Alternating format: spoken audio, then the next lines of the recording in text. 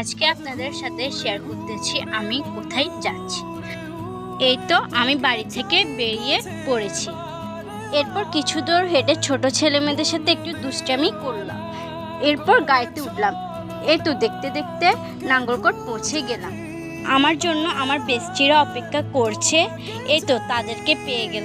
এরপর একসাথে আমরা রওনা দিলাম। এই তো দেখতে দেখতে আমরা দিলখুশ রেস্টুরেন্টে চলে আসলাম। আপনাদেরকে পুরো রেস্টুরেন্ট ডেকোরেশনটা একটু ঘুরে দেখাবো, তাহলে চলেন আমরা দেখি। এখানে ভিতরের ডেকোরেশনটা অনেক সুন্দর ছিল, যা আমাদের মন ভরে দিয়েছে। এখানে পড়ার জন্য বিভিন্ন ধরনের বই আছে, যেটা পড়ে আমরা অনেক হ্যাপি হয়েছি। এরপর দেখেন এখানে আরো সুন্দর কিছু ডেকোরেশন রয়েছে। এরপর মেনু কার্ড এলো, এটা থেকে আমরা কিছু খাওয়ার অর্ডার দিয়েছি, যা আমাদের অনেক ফেভারিট। খাওয়ার বলতে আমরা অর্ডার করেছিলাম ভেলপুরি। এই তো খাওয়ার চলে এসেছে। আমরা সবাই মিলে দুষ্টামি করতে করতে খাওয়ার শুরু করলাম।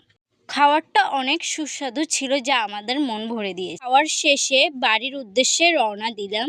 বাড়িতে যেতে যেতে আমরা একটু দুষ্টামি করলাম। গাড়িতে বসে থেকে আমরা বিকেলে সুন্দর প্রকৃতির মুহূর্তটা দেখলাম।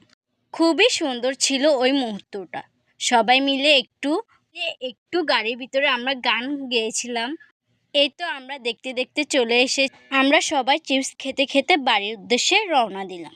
আজকে বিকেলবেলা আমরা বেস্টিরা মিলে একটু ঘুরতে গিয়েছিলাম। আজকের ব্লগটা এ পর্যন্ত। আমরা বাড়িতে পৌঁছতে পৌঁছতে অন্ধকার নেমে এসেছে। সবাই ভালো থাকবেন, সুস্থ থাকবেন।